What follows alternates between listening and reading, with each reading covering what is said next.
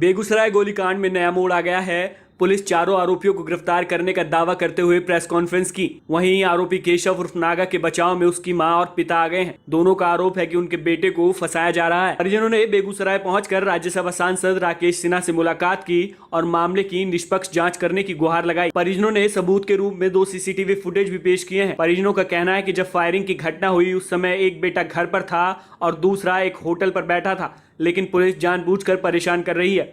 हम यही कहने चाह रहे हैं, अगर बढ़िया से उसको जांच पर बैठिए, जांच करवाइए। अगर मेरा बच्चा है उसको फांसी दीजिए या सजा दीजिए। अगर मेरा बच्चा नहीं है इस पर बढ़िया से कार्रवाई करिए। कौन है आपका बेटा? किसको कहां से गिरफ्तार किया है? झाझा से किए हैं, वो भाग कर जा रहे हैं झाझा। मेरे घर पर एक बेटा को पकड़ लिया, दूसरा बेटा भाग गया, भाग कर झाझा जा रहा, झाझा से उसको पकड़े। क्या नाम है आपके बेटे का? केशव उर्फ नागा। अच्छा, क्या इन पर गोलीकांड का आरोप है? लोग पुलिस बता रहा है, क्या सही है? कुछ नहीं है, सही है, झूठ का बना रहा है। कौन ये सब बना? कहाँ से गिरफ्तार हुआ? थाना एसपी बना रहा है, दरोगा बना रहा है, जितना है सब बना रहा है। उनकी है, मुख्यमंत्री उनका है, मुख्यमंत्री के पास गृह मंत्रालय है, तेजस्वी यादव उप मुख्यमंत्री हैं। यह अखबार में भोंकने की जगह आरजेडी या जेडीयू के लोग जाकर मुख्यमंत्री से कहें, यदि भारतीय जनता पार्टी के लोगों ने कराया तो भारतीय जनता पार्टी के लोगों को गिरफ्तार करें। अपराध मुक्त करने का प्रयास करना चाहिए। तो विभिन्न राज्यों की राजधानियों का वो दौरा कर रहे हैं, वे करें, लेकिन यह काम तो किसी को सौंप जाए। आज तेजस्वी क्यों नहीं आए बेगूसराय? क्या बेगूसराय के साथ दोहरा मापदंड किसी और कारण से अपना रहे तेजस्वी और नीतीश कुमार? क्या ये घटना छपरा में होती तो तेजस्वी जाते कि नहीं जाते? ये घटना नालंदा में होती तो नीतीश कुमार जाते कि नहीं जाते? नालंदा और छपरा के हुए मुख्यमंत्री और उप मुख्यमंत्री हैं। बेगूसराय के में न विश्वविद्यालय खोल रहे हैं, न अच्छे अस्पताल खोल रहे हैं, और अब अपराध के मामलों में भी बेगूसराय के साथ दोहरा मापदंड अपना रहे हैं। इससे पहले बेगूसराय के एसपी योगेंद्र कुमार ने कहा था कि केशव उर्फ नागा मुख्य साजिशकर्ता था और शूटरों को निर्देश दे रहा था। वो आरोपियों के संपर्क में था, जैसा कि तकनीकी जांच और शूटरों और केशव उर्फ नागा के कॉल रिकॉर्ड से पता चलता है। पूछताछ में इन्होंने बताया है कि इनके साथ इस घटना की प्लानिंग और षड्यंत्र रचने में चुनचुन और केशव नगवा भी शामिल थे। ये सभी पहले से एवं घटना के समय आपस में फोन के माध्यम से लगातार संपर्क में थे। इस बात की जब टेक्निकल एनालिसिस से जांच की गई तो इसको सही पाया गया और उसके बाद चुनचुन को गिरफ्तार किया गया और उसके बाद टीम नागा की तलाश की, लेकिन उस समय तक जो केशव उर्फ नागा है वो जिले से बाहर भाग चुका था। तो विशेष टीम ने इसको झाझा जमुई के रेलवे स्टेशन से गिरफ्तार किया और वहां से इसको लाया गया है। दरअसल बेगूसराय सीरियल शूटआउट की घटना 14 सितंबर को हुई थी। हमलावरों ने बेगूसराय में नेशनल हाईवे 28 पर करीब 30 किलोमीटर के दायरे में गोलियां चलाई थी। फायरिंग में 11 लोगों को गोली लगी थी। इनमें से एक व्यक्ति की मौत हो गई थी।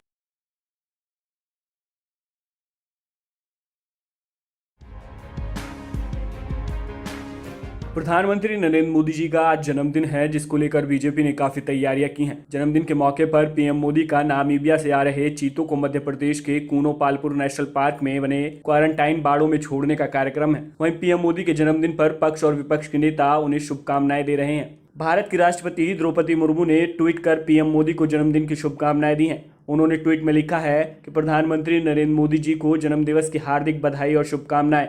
मेरी कामना है कि आपके द्वारा अतुलनीय परिश्रम, कर्तव्यनिष्ठा और सृजनशीलता के साथ किया जा रहा राष्ट्र निर्माण का अभियान आपके नेतृत्व में आगे बढ़ता रहे। मेरी शुभेच्छा है कि ईश्वर आपको स्वस्थ और दीर्घायु बनाए। वहीं देश के गृह मंत्री अमित शाह ने ट्वीट कर लिखा, देश के सर्वप्रिय नेता और सभी के प्रेरणा स्रोत प्रधानमंत्री नरेंद्र मोदी जी को जन्मदिन की शुभकामनाएं देता हूँ।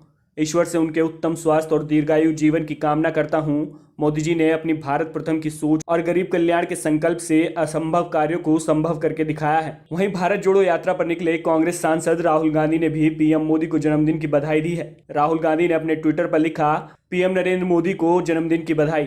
राहुल गांधी के अलावा दिल्ली के मुख्यमंत्री अरविंद केजरीवाल ने भी पीएम मोदी को जन्मदिन की हार्दिक शुभकामनाएं दी हैं। उन्होंने ट्वीट करते हुए लिखा कि प्रधानमंत्री नरेंद्र मोदी जी को जन्मदिन की बधाई, आपके अच्छे स्वास्थ्य और दीर्घायु के लिए प्रार्थना।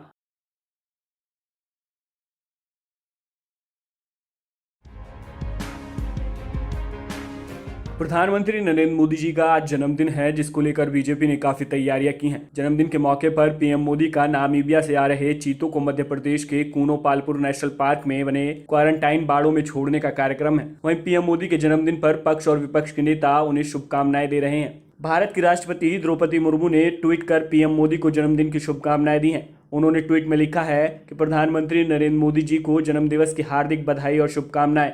मेरी कामना है कि आपके द्वारा अतुलनीय परिश्रम, कर्तव्यनिष्ठा और सृजनशीलता के साथ किया जा रहा राष्ट्र निर्माण का अभियान आपके नेतृत्व में आगे बढ़ता रहे। मेरी शुभेच्छा है कि ईश्वर आपको स्वस्थ और दीर्घायु बनाए। वहीं देश के गृह मंत्री अमित शाह ने ट्वीट कर लिखा, देश के सर्वप्रिय नेता और सभी के प्रेरणा स्रोत प्रधानमंत्री नरेंद्र मोदी जी को जन्मदिन की शुभकामनाएं देता हूं। ईश्वर से उनके उत्तम स्वास्थ्य और दीर्घायु जीवन की कामना करता हूं। मोदी जी ने अपनी भारत प्रथम की सोच और गरीब कल्याण के संकल्प से असंभव कार्यों को संभव करके दिखाया है। वहीं भारत जोड़ो यात्रा पर निकले कांग्रेस सांसद राहुल गांधी ने भी पीएम मोदी को जन्मदिन की बधाई दी है। राहुल गांधी ने अपने ट्विटर पर लिखा, पीएम नरेंद्र मोदी को जन्मदिन की बधाई। राहुल गांधी के अलावा दिल्ली के मुख्यमंत्री अरविंद केजरीवाल ने भी पीएम मोदी को जन्मदिन की हार्दिक शुभकामनाएं दी हैं। उन्होंने ट्वीट करते हुए लिखा कि प्रधानमंत्री नरेंद्र मोदी जी को जन्मदिन की बधाई, आपके अच्छे स्वास्थ्य और दीर्घायु के लिए प्रार्थना।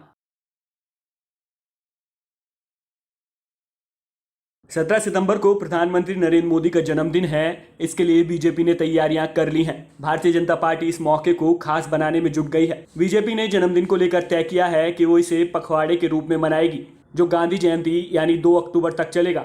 बीजेपी ने पीएम मोदी के जन्मदिन पर कई कार्यक्रमों को आयोजित करने की योजना बनाई है। हर बार की तरह इस बार भी 2 हफ्ते तक तरह तरह के कार्यक्रम आयोजित किए जाएंगे। 17 सितंबर से 2 अक्टूबर तक रक्तदान शिविर, स्वच्छता शिविर, सेवा कार्य जैसे कार्यक्रमों का आयोजन होगा। हम लोग सेवा पखवाड़ा के रूप में 17 सितंबर से 2 अक्टूबर तक विभिन्न कार्यक्रमों का आयोजन करते हैं। इन कार्यक्रमों को तीन भागों में बांटा गया है। पहला सेवा का कार्यक्रम, जिसमें देश भर में जो 964 जिले हैं, सभी जिलों पे और कुछ जिलों में 2 से 3 स्थानों पर भी रक्तदान शिविर लगाया जाएगा। उसके साथ साथ निःशुल्क स्वास्थ्य परीक्षण सभी स्थानों पे, जिलों पे और कुछ जिलों में 2 से 3 स्थानों पे फ्री हेल्थ चेकअप यह लगाया जाएगा। सेवा पखवाड़ा कार्यक्रमों को 3 हिस्सों में बांटा गया है। सबसे पहले सेवा का कार्यक्रम होगा, जिसके तहत देश के सभी जिलों में रक्तदान शिविर लगाया जाएगा। इसके अलावा फ्री हेल्थ चेकअप का आयोजन किया जाएगा। इस मौके पर सभी नेता, सांसद और विधायक अपने अपने इलाकों में सार्वजनिक स्थलों की सफाई, वृक्षारोपण अभियान, ब्लड डोनेट जैसे कार्यक्रम आयोजित किए जाएंगे। वहीं प्रधानमंत्री नरेंद्र मोदी इस बार अपना जन्मदिन मध्य प्रदेश के श्योपुर के कूनो नेशनल पार्क में मनाएंगे। इस दिन वो कूनो नेशनल पार्क में 8 चीतों को छोड़ेंगे। ये चीते नामीबिया से भारत लाए जा रहे हैं।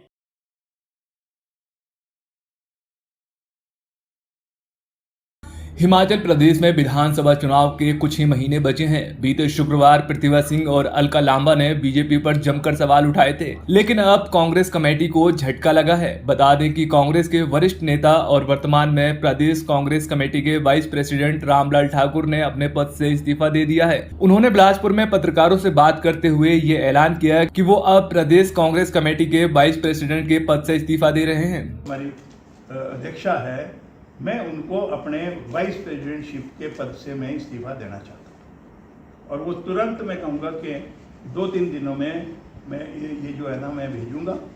और अगर हाईकमांड के ऊपर बात है कि भाई उन्होंने आगे क्या करना है, हमारे से एज ए पार्टी, क्योंकि हम शुरू से उसमें रहे हैं, तो मैं चाह रहा हूँ कि जो ड्यूटी सोनिया जी ने दी है मैं उस ड्यूटी को निभाऊंगा।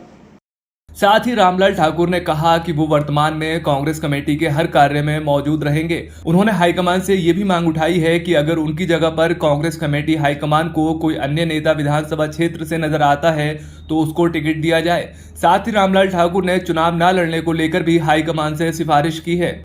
पार्टी का काम करेंगे। अगर हाईकमांड ये भी सोचे कि भाई नहीं जी, एमएलए का इलेक्शन लड़ने के बाद मैं भी उस लाइन में जो है ना मुख्यमंत्री की लाइन में खड़ा हुआ हूँ, तो हाईकमांड अगर मुझे कहेगी तो मैं विधानसभा का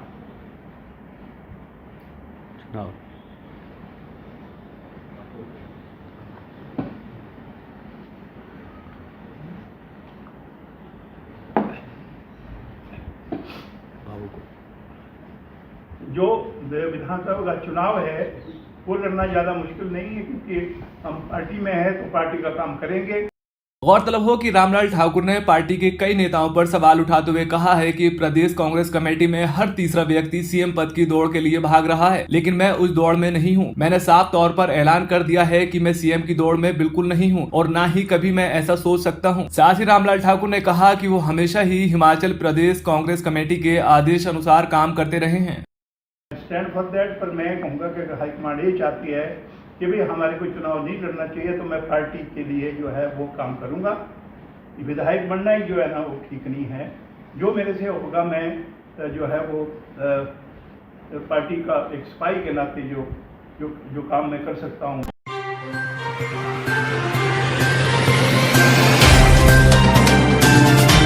Subscribe now and press the bell icon.